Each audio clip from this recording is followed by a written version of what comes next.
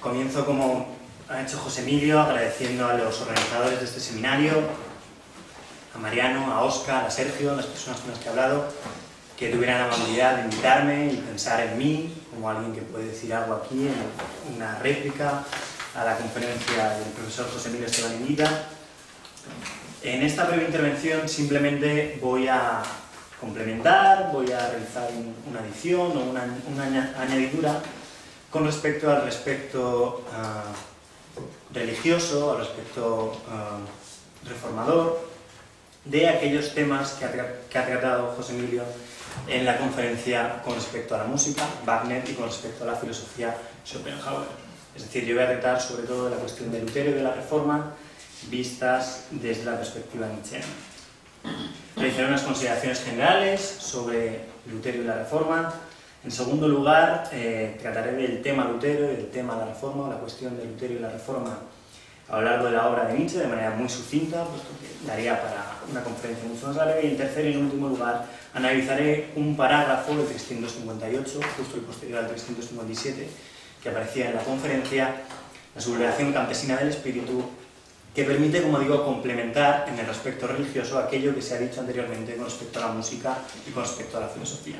Tenemos dos genios de la decadencia, Schopenhauer y Wagner, en el ámbito de la música y en el ámbito de la filosofía, y puede que, y bueno, las diferencias son notables, pero creo que la analogía se puede hacer, por lo menos se puede coger de alguna manera con pinzas esta analogía con respecto a Lutero como genio de la decadencia, en este caso, como genio de la decadencia en el respecto religioso. El problema, en este caso, el problema de mi intervención, va a ser el problema de Lutero y la Reforma. Desde la perspectiva de, como decía José Emilio en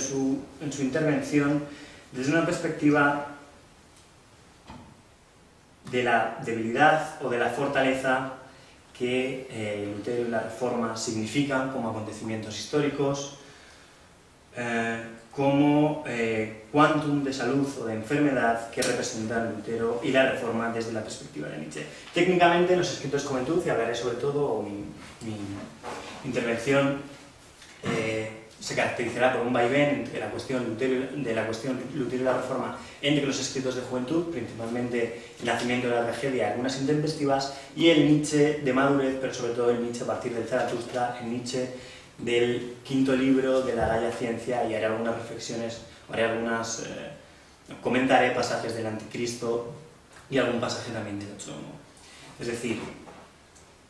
la cuestión de Lutero y la Reforma en estos escritos de juventud no es un tema específicamente tratado, es un tema que aparece pero que no está desarrollado, es un tema implícito en estos textos de juventud de Nietzsche.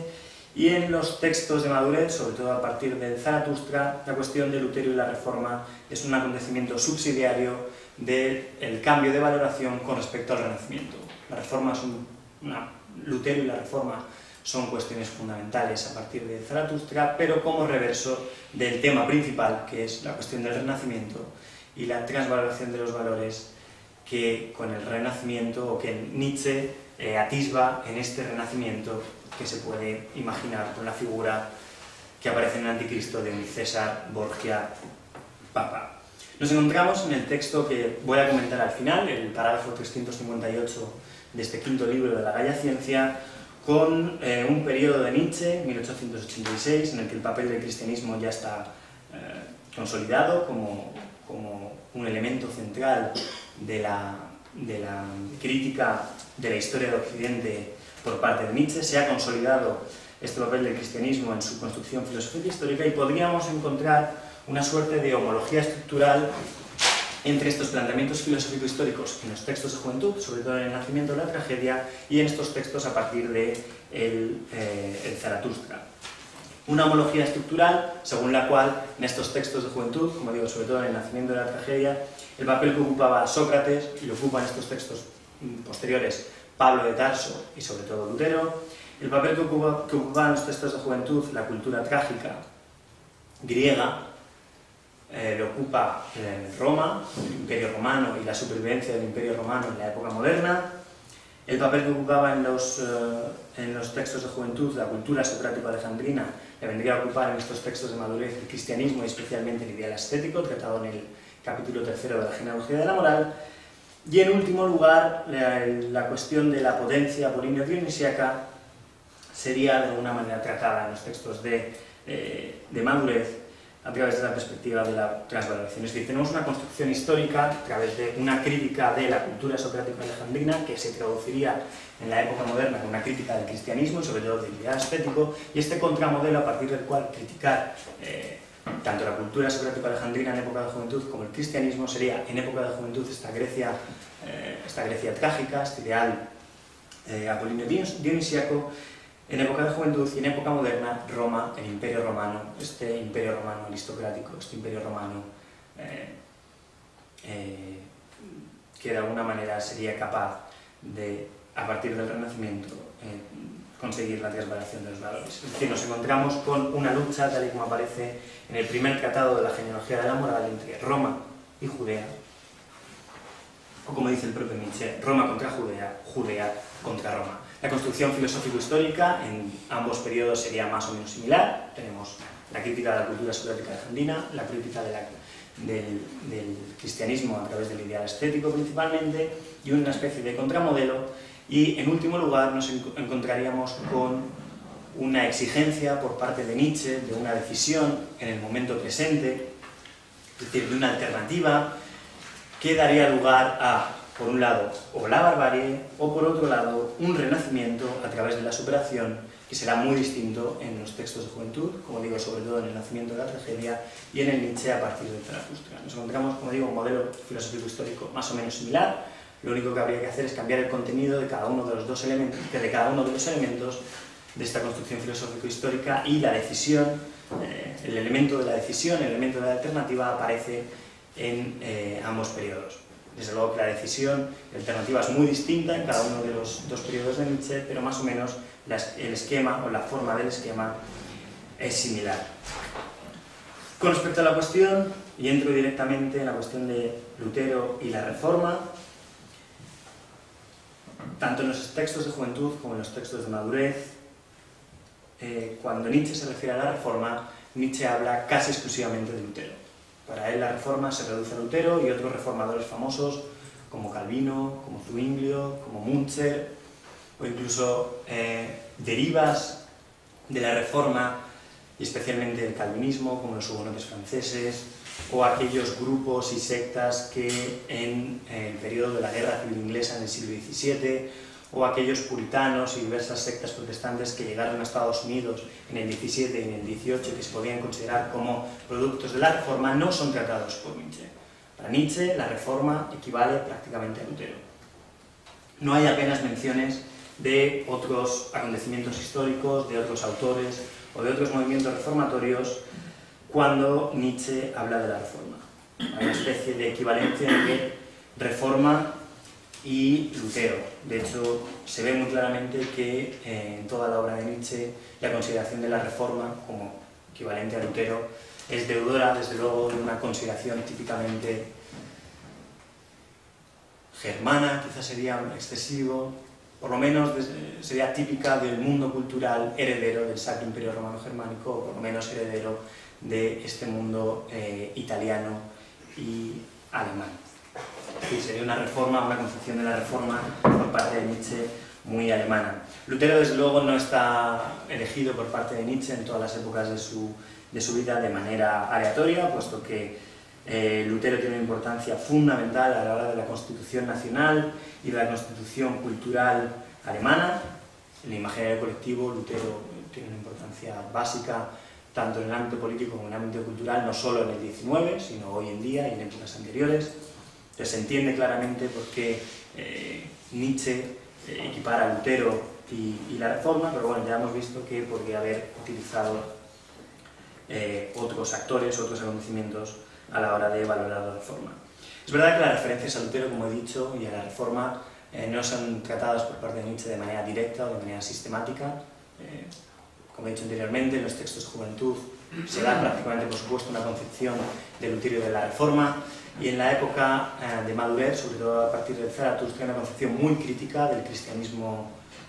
protestante, del cristianismo reformado, pero, como digo, es subsidiaria esta crítica de una valorización, una reevaluación del Renacimiento como movimiento histórico.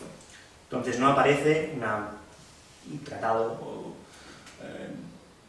o un texto en que esta cuestión sea tratada sistemáticamente por parte de Nietzsche, como con respecto a casi ninguna cuestión aparece en los textos de Nietzsche nada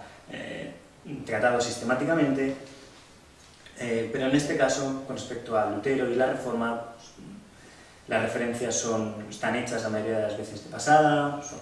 poco sistemáticas, a veces no congruentes entre sí, pero bueno, creo que de alguna manera encajables en un marco de interpretación general de este acontecimiento universal que es la Reforma, como digo, tanto en la época de juventud como a partir del Zaratustra, en el que la Reforma se verá como un acontecimiento histórico opuesto al Renacimiento, se verá como el contrapunto del Renacimiento y que explica gran parte de los males de la época moderna, gran parte de los males de la filosofía alemana moderna y gran parte de los males de todo Occidente. Es verdad que Nietzsche, en los textos de juventud, trata de la Reforma y de Lutero en relación a valores religiosos y poéticos principalmente. Se ha señalado por parte de varios investigadores de esta cuestión en Nietzsche que este universo musical bastante cercano a la Reforma y a Lutero es un universo, desde luego, previo al contacto y al conocimiento y a la amistad de Wagner, posterior, desde luego, pero es este universo musical que está muy presente en Nietzsche y que es tradicional del mundo luterano, el que hizo que Nietzsche se aproximara a la cuestión de la Reforma. De hecho, Reforma, música y filosofía, como señala Plessner en un texto creo que muy acertado, escrito en 1934-1935, titulado La nación tardía.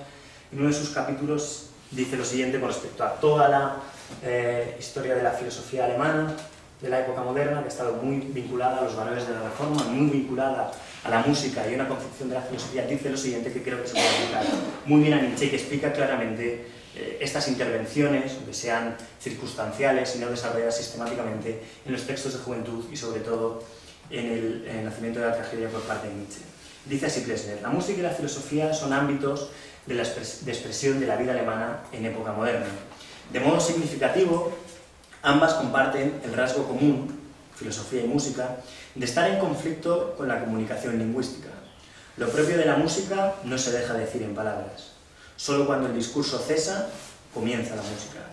Y solo cuando el discurso se quiebra, cuando es arrancado de toda comunicación superficial y se convierte en un objeto de reflexión, solo entonces empieza la filosofía.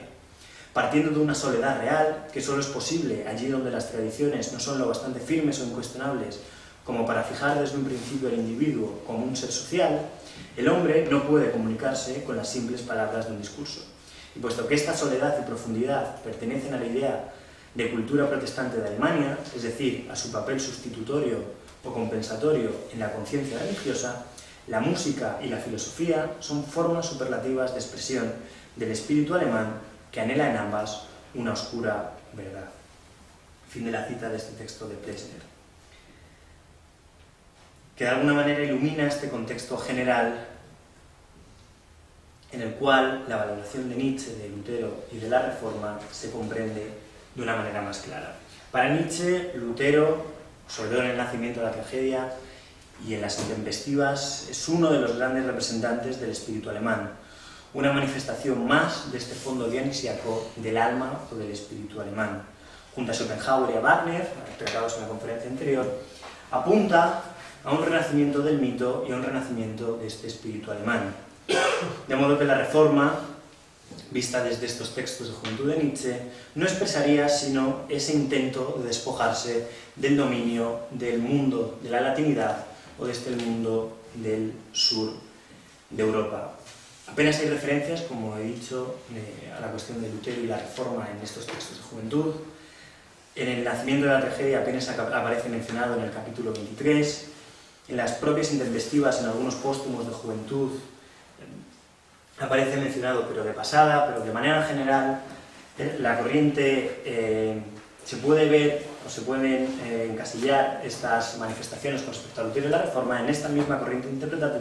interpretativa, según la cual, como he dicho, Lutero simplemente uno de los grandes representantes del espíritu alemán, al igual que lo era Wagner, al igual que lo era Schopenhauer.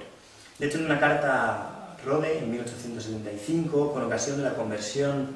de un profesor de filosofía en la Facultad de Basilea al protestantismo, dice así Nietzsche: «Nuestra buena atmósfera protestante. Nunca hasta ahora había sentido más intensamente mi dependencia íntima del espíritu de Lutero». Bueno, no hay un desarrollo con respecto a textos de Lutero, con respecto a desarrollos filosóficos, teológicos, morales o políticos de Lutero, sino simplemente estas apreciaciones bastante generales con respecto a la cultura del protestantismo, que en algunos pasajes, como en esta carta a Rode, pueden ser interpretados como asumidos de manera ingenua o acrítica por este nicho de juventud. De hecho, hasta Humano, demasiado humano, la valoración general de Lutero y de la Reforma es bastante positiva. No está valorada en términos, como he dicho, teológicos, morales o políticos, sino como acontecimientos del espíritu alemán, tal y como podían ser Goethe, Wagner o Schopenhauer, o también Schiller o Beethoven. Son, de alguna manera, esta valoración positiva de Lutero y la Reforma podría interpretarse como una manera de afirmar una general y una difusa identidad cultural y política alemana estrechamente ligada al protestantismo, de modo que la Reforma se entendería principalmente como una manifestación más del espíritu alemán. En estos textos de juventud de Nietzsche, por lo menos hasta Humano, demasiado humano. La contraposición con respecto a la revaluación de la Reforma y de Lutero es drástica a partir del Zaratustra, pero esta revaluación supone una transición más o menos suave a través de textos como Humano, demasiado humano, Aurora y las partes no escritas en 1086 como el libro quinto de La Gaia Ciencia. Aparece en algunos parágrafos de Humano, demasiado humano, como el 26 del primer volumen o el 237, titulados La reacción como progreso, renacimiento y reforma. En el volumen 2 de Humano, demasiado humano, en el parágrafo 23, titulado Robar y borrar, y en el parágrafo 22, en el parágrafo 226, titulado La tragicomedia de Ratisbona, y aparece también en Aurora, y esta es la parte que quiero citar, simplemente porque aparezca, porque quede aquí registrada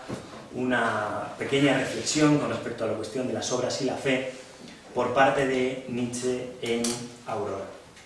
Dice así Nietzsche, parágrafo 22 de Aurora, titulado Obras y Fe: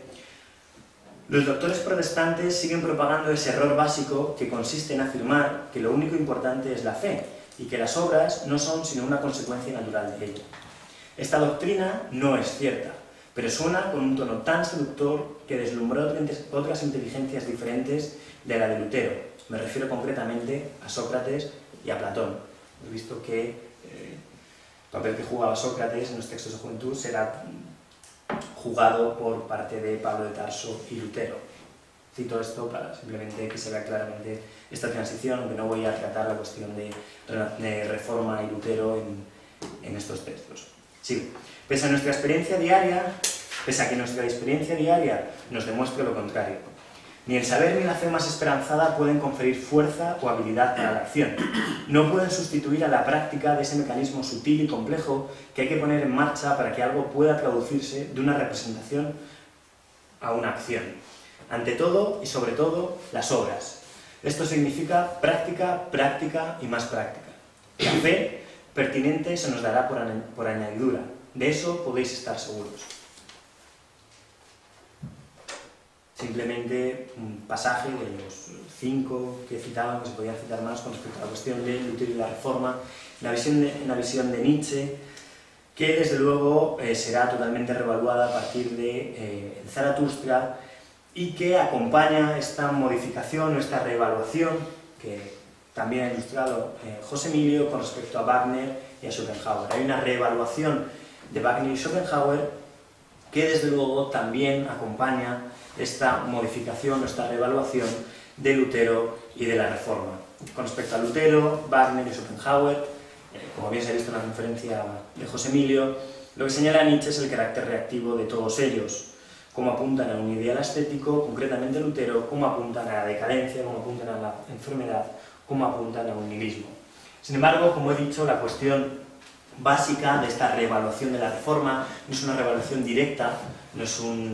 enfrentamiento directo con respecto a la Reforma, sino lo que modifica esta revaluación de la Reforma de Lutero, que acompaña también con un movimiento general la revaluación de Wagner y de Schopenhauer, es esta revaluación del Renacimiento como época o como movimiento que pretende una instauración de nuevos valores, que pretende esta transvaluación o esta transmutación de los valores cristianos en la propia sede del cristianismo, es decir, en Roma. Esta afirmación de la vida, en la que consiste el Renacimiento, según Nietzsche, este decir sí a la vida, este sobrepujamiento de los valores aristocráticos, esta defensa de los instintos, esta defensa de una naturaleza superior, de una naturaleza más espiritual, se realizaría con el Renacimiento, que sin embargo, como movimiento histórico, fue truncado, fue frenado por la Reforma. Sostiene Nietzsche en la genealogía de la moral, en el primer tratado de la genealogía de la moral, que lo que supone la Reforma es la victoria de Judea contra Roma. Este retorno al ideal clásico, este retorno a los valores aristocráticos romanos, que se están instaurando en Europa, en la propia Roma, en la propia sede del cristianismo, a través de la figura famosa del César Borgia Papa y a través de la actuación de estos diversos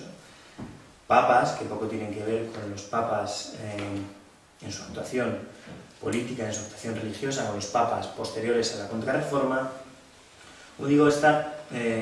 mutación se podría ver, o se podría resumir en la frase: Judea triunfa con la Reforma, triunfa sobre este intento de reevaluación, sobre este intento de transmutación de los valores cristianos que ocurría en Roma. La comparación entre este César Borgia Papa, este posible César Borgia Papa, y Lutero es bastante evidente, de esta transformación o de esta reevaluación del significado de la Reforma y el significado de Lutero. Lutero y la Reforma frenan, paran, bloquean esta transvaluación de los valores, dicho con los términos del anticristo, que se estaba llevando a cabo en el Renacimiento. En el texto que comentaré para acabar, es decir, el parágrafo 358 de este quinto libro de la Gaia Ciencia, no aparece el término Renacimiento, pero se ve muy claramente esta defensa por parte de Nietzsche de este movimiento y una acusación brutal, una acusación salvaje a Lutero y a la Reforma por haber bloqueado esta afirmación de la vida, por haber retardado el advenimiento de este ateísmo que se hace consciente con la propia filosofía de Nietzsche. Otra contraposición, aparte de la ya mencionada entre este posible César Borgia Papa y Lutero, sería la contraposición entre el propio Lutero o Montaigne, o la contraposición entre la filosofía alemana de los siglos XVII y XVIII y los moralistas franceses, la Bosco, la Bruyère o el propio Pascal. Aparece una contraposición entre estos valores propiamente aristocráticos, que intentan resucitar estos valores clásicos, intentan resucitar los valores aristocráticos del Imperio Romano, o de la aristocracia romana, y estos valores que he dicho con la terminología de la genealogía de la moral serían estos valores propios de la moral de los esclavos, que triunfa, según Nietzsche, con la Reforma. La Reforma, como digo, tiene un papel fundamental en la construcción filosófico-histórica de Nietzsche porque bloquea el Renacimiento y esta transmutación de los valores cristianos que estaba ocurriendo en el centro del cristianismo, que estaba ocurriendo en Roma. De hecho, Nietzsche acusa a la Reforma de haber no solo frenado el Renacimiento, no solo de haber trasladado una lógica que no es la lógica de los valores aristocráticos a aquellos territorios en los que triunfa la Reforma, es decir, principalmente la Alemania del Norte y los países escandinavos y de alguna manera Inglaterra y posteriormente en Gran Bretaña, sino también haber generado en el mundo católico una reformulación del cristianismo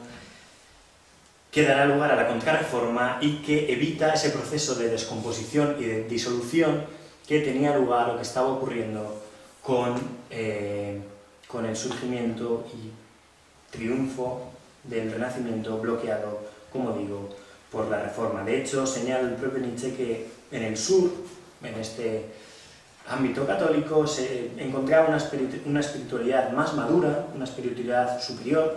una espiritualidad más propia de estos valores aristocráticos, que desde luego no habría llevado a las guerras de religión que sí que tuvieron lugar, sobre todo en el siglo XVII, en el territorio del Sacro Imperio Romano Germánico. Sin embargo, esta reevaluación de la figura de Lutero y de la Reforma, que acompaña, como digo, la reevaluación de Wagner y de Schopenhauer, a pesar de ser muy crítica, a pesar de ser muy punzante, a pesar de ser extremadamente aguda, desde luego se puede ver desde una perspectiva que hace que Nietzsche, en otros aspectos, sí que valore la obra de Lutero, principalmente en tres ámbitos: como creador de la lengua alemana, a través de su traducción de la Biblia, es decir, como un virtuoso del lenguaje y un virtuoso de la oratoria. En segundo lugar, Nietzsche valora de manera positiva la fuerte personalidad de Lutero, y en tercer y en último lugar, una cierta evaluación positiva de la sensualidad, gracias a que Lutero suprime el celibato y da al pastor protestante la posibilidad del matrimonio y cierta recuperación de esta sensualidad que en todo momento siempre ha valorado Nietzsche de manera muy positiva. Es decir, la crítica de Nietzsche es muy furibunda a Lutero y a la Reforma, sobre todo a partir de Zaratustra, cuando el cristianismo se convierte en el elemento central de su crítica de Occidente y su crítica de la modernidad, pero también reconoce algunos aspectos positivos de Lutero y de la Reforma. Sin embargo, lo fundamental, la idea con la que nos tenemos que quedar, es que para Nietzsche la Reforma es un acontecimiento, y Lutero como pensador o como personaje central de la Reforma alemana no operarían sino como retardadores o retardatarios del ateísmo, retardatarios de esta conciencia que solo llega a la luz con el propio Nietzsche. De hecho, esta concepción o esta interpretación del acontecimiento de la Reforma se aplicaría muy claramente a la interpretación de la propia filosofía alemana y de la cultura alemana como retardadores, hasta por lo menos Schopenhauer. ¿Qué dice Nietzsche y con esto culmino, en el parágrafo 358 de este quinto libro de La Gaia Ciencia, titulado La rebelión campesina del espíritu? Sostiene fundamentalmente que la Reforma es esta rebelión campesina del espíritu frente a unos hombres superiores, que son los hombres superiores, claramente, del Renacimiento. Lutero y los reformadores se indignan de una manera un tanto simple, de una manera un tanto ingenua, con respecto a algo que desde la perspectiva de Nietzsche era muy ambiguo en términos culturales. Era muy ambiguo porque afirmaba cierta nobleza, ciertos valores aristocráticos, afirmaba cierto escepticismo, cierta tolerancia, cierta transparencia meridional, cierta tolerancia meridional de una iglesia victoriosa que en este posible César Borgia Papa afirmaba la vida. En esta interpretación de Nietzsche de la Iglesia no hay que ver, no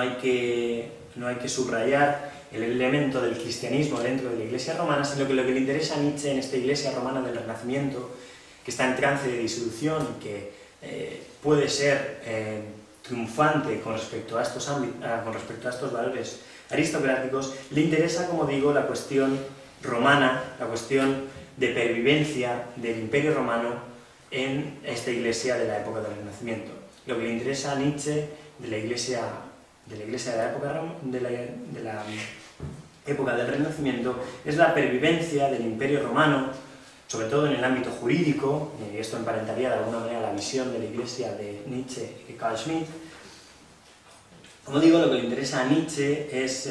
la iglesia como última construcción del mundo romano, como construcción que sobrevive al mundo romano, que perdura hasta en la época moderna y que podría haber sido el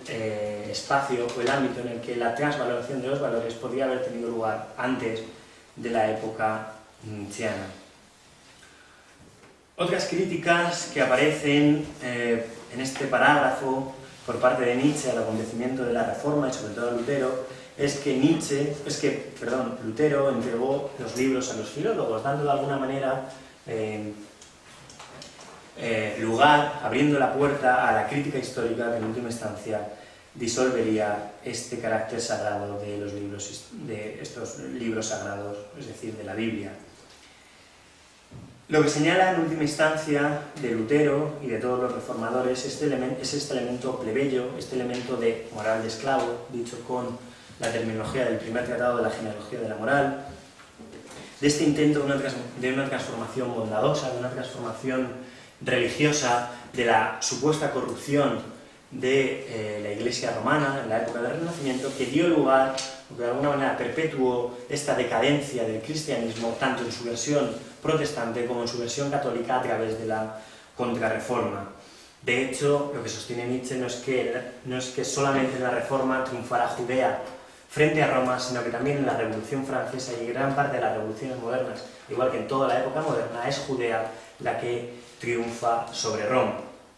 Sin embargo, como digo, esta valoración de la Reforma, esta reevaluación de la Reforma y reevaluación de Lutero con respecto a esta evaluación más o menos positiva, más o menos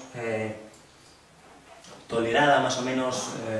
circunstancial por parte de Nietzsche en los textos de Juventud y sobre todo en el Nacimiento de la Tragedia, se modifica, como digo, a través de este cambio de la valoración del Renacimiento, que está muy ligado a los textos que he citado de la genealogía de la moral del Anticristo e incluso del Ecce Homo, del apartado del Ecce Homo en el que Nietzsche habla del caso Wagner. Y en todo caso, lo que habría que comprender, y es el elemento de conexión, puede que frágil, supongo que lo veremos en el debate posterior, es esta reevaluación, como digo, de la obra de Lutero y de la obra de la Reforma, que acompaña, que va de la mano, que forma parte de un movimiento más general de reevaluación en el que se incluye también la reevaluación de Wagner y de Schopenhauer como acontecimientos fundamentales de la época moderna ensalzados en estos textos de Juventud y furibundamente criticados y denostados en los textos, sobre todo a partir del Así habló Zaratustra. Muchas gracias.